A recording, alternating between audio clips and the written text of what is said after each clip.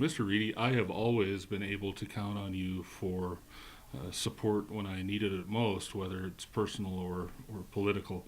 And I can't tell you how grateful I am in the 2 years that I've served as mayor to know that with one sentence you can make a confusing and cumbersome meeting make nothing but sense. You're going to be missed, Jack, but we'll keep in touch. Thanks for everything. Worked with Jack for 10 of my 12 years. He come on the council in 1986, I believe, and I come on in 84. And he was a quick learner, and I got to know him fairly well. I didn't know him before he was on the council, but I got to know him fairly well after he was on the council. And I was chairman of the finance committee at the time, and I liked his attitude and so on and so forth. And I asked him about serving on the finance committee, and he says, well, I'm looking for somebody to golf with. So I said, okay, I don't golf much, but I'll come and golf if you want to be on the finance committee. So that's how Jack ended up on the finance committee. Jack has always met people well. He looks professional and has always handled himself in a professional manner with the public, and the city has been well served by him. Well, hello, Jack Reidy. Your old buddy Bob Lucino. You know, you didn't think you could retire without hearing from me, did you, Jack? I'd like to add my voice in thanksgiving for you. Thank you, Jack, for all you have meant to Missoula and all your many, many years serving on the city council. I've done a little math. I'm figuring 20 hours a week is about maybe what the average council person puts in, but I think probably more now these days. But just conservatively, Jack, if you put in an average of 20 hours a week on the city council for 26 years, that means, Jack, 26,000 hours you have given to this city, and I suspect a lot more. Now, that 26,000 hours, Jack, we can convert that quite easily to 1,083 days, 24/7. Or put another way, 2.97 days, 24/7, that you, Jack Reidy, were away from your lovely wife. Now, what I'd like to know is, how does she feel about that? Did she feel really good about you being away from her for 26,000 hours and out of the house? Or would she like those 26,000 hours back from you? So what I want to propose, Jack, when you get off this council is that you offer to your lovely wife those 26,000 hours back any way she wants them. Yard work, cleaning, whatever. Dinners, lots of quality time. Or there's a third option. You know, nobody really knows much about you, Jack, in your early childhood days back in Missoula. And I don't think you were in trouble with the law, but 26,000 hours is a lot of community service. What has motivated you to give 26,000 hours of community service back to Missoula? Think about that, Jack. But in the meantime, thanks for all you have done for Missoula, and all the best. Bye-bye. My Jack Reidy story is that Jack saved my job in 1987. In 1986, Bob Lovegrove was elected mayor of Missoula, and he and I went to college together, and he asked me to come to Missoula and be his chief administrative officer for the city of Missoula. Most of the council folks were hardworking Democrats. I call them Archie Bunker Democrats because they were hardworking blue-collar folks, and they were pretty conservative but very smart. And Bob didn't think they could make very good decisions, and he mentioned that to him a couple times in public, and they took offense to that. And so when it came time to set the budget, Al Sampson, the former fire chief, I think said, well, if Mayor Lovegrove's so smart that he thinks we can't make a decision, then maybe he should run the office of the mayor, without the chief administrative officer, and without the finance officer. So our two positions, the finance officer and mine, were both cut out of the budget by the city council in the preliminary negotiations. And I was just devastated. We came to adoption of the budget, and it was still with my budget or my position and the finance officer's position being cut out of the budget. And when they got to their final discussion and debate, Jack Reidy said, you know, I've been talking to this Larry Anderson guy, and I think he deserves a chance, and I think Ron Preston, the finance officer, do too. So I'd like to make a motion to put their positions back in the budget. And he did that. And I've never forgotten Jack for his willingness to take a chance. And we've been good friends ever since. And when I served on the city council, I sat next to Jack, and we didn't agree on everything, but at least we were able to discuss things and been pretty good friends. I'm very proud to say that I served during 8 years of the time that you have been on council. I think you probably have some kind of record, Jack. And there's lots of funny things that I can think of, but I really want to tell you that I respect your public service model. You said exactly what you felt. You carried a sense of collective history. You brought that forward for those of us, and I know I've been in Missoula 36 years, but you have this sense of history of Missoula that really no one else did, and so you told stories and you shifted that knowledge forward for all of us. Congratulations. I hope you have lots of fun, and please stay away from politics. Hi, Jack. Congratulations. Man, it's been a long time.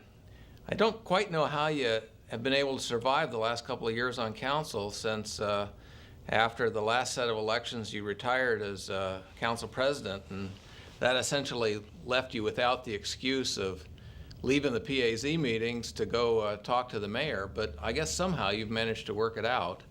You know, one thing I remember the most clearly about you as someone who spent a long time on the north side is that you prided yourself in your speed, and you credited that to the young men on the north side who were always chasing you. So good luck, and keep those wheels moving, and we'll see you around. I was on the council when Jack set the record, chairing the shortest council meeting in history. Of course, some future council on steroids will shatter that record, no doubt, but for the time being, it stands in history. Hey, it still fits. So, Jack, it's enjoyed serving with you. I think it was 1998 to like 2001. I always felt as though you really took to heart what the neighbors had to say. You were really concerned about just the average guy, and I always appreciated that. There's a couple of stories, I don't know if you remember, but I think the funniest thing you ever told me, I laugh about it till this day, was it was February or something. It was just cold as could be. I think it was like 10 below zero. We were having committee meetings, and most of the people hadn't shown up yet. And you were there looking out the window, and the snow was going horizontal. And I remember coming in, and I had been working on that global warming, trying to get the city signed up for a global warming program, and you were kind of lukewarm, so to speak, on that whole topic. But I remember coming in that morning and walked over and looked at you, and you looked at me, and you said, "Global warming my ass." Mr. Reidy. Yes, when Chris Bian was up talking about the Fox Theater and what was down here before, I got to thinking, I was at the first movie at Fox Theater when it opened up. In fact, I lived right in this neighborhood since the middle 20s. And I'm going to tell you something. If you had to live in Missoula when I did then, you'd think you were in heaven now, because at that time, the river ran right by the Wilma Theater, and I used to fish down there, and the sewers emptied right there, and the John R. Daly would throw all their old meat in there. Everything that come out of St. Pat's Hospital, parts and all, went right in the river. Everything floated down the river. The city dump was right over here. It was on fire all the time. It was right in the middle of the city. There was 10 million white rats running around there. There was We are a family show here, Mr. Reidy, so. Everybody burned coal and wood, and the steam engines bellowed up. You couldn't see the mountains, so you didn't care whether you had open space or not. So I'm going to tell you something. You're living in heaven when it comes to environmental issues compared to what was then. And I can also say this, there's some of us on this council have been here a long time, have been fighting for neighborhoods, and we were outvoted a few years ago, and I can go into that, but we don't like it any better than you do. I've always wanted to protect the neighborhoods, and everybody knows that, but that's enough out of a history for me tonight.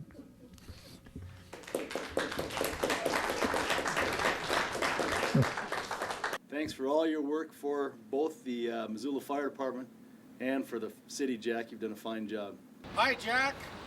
Congratulations on your retirement. Thanks for all your public service and all your help from Mountain Line, from all of us. Thanks, Jack. Thank you, Jack. Jack from the Parks and Recreation staff and Parks and Recreation Park Board. We want to thank you for your many years of service and supports of Parks and Recreation, and we hope that you recreate much more in your future. Thank you. Happy trails to you until we meet again. Happy trails to you. Keep smiling until then. Who cares about the clouds when golfing together? Just swing your club and bring the sunny weather. happy trails to you until we meet again. Ooh. Now, Jack, in memory of all your years of service, your extensive service to the public and to the city, we wanted to share with you the Roy Rogers Golfing Club rules. So that's something for you to take with you and remember as you go off onto your future trails. Beep beep, and repair your ball marks, Jack. Your divots. Be courteous and polite and call for. Always obey the rules of the course. Protect the weak and help them out of water hazards. Be brave and never hit long, Jack. Study hard and improve your game. Be kind to animals and try to miss the deer and the squirrels. Eat all your food, Jack, but never waste a swing. Love God and go golfing regularly. Always respect the flag and the local country club.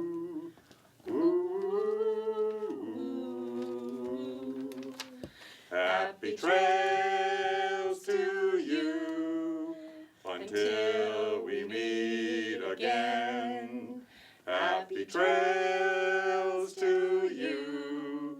Keep smiling on to them. Who cares about the clouds when golfing together? Just swing your club and bring the sunny weather. Happy trails to you until we meet again.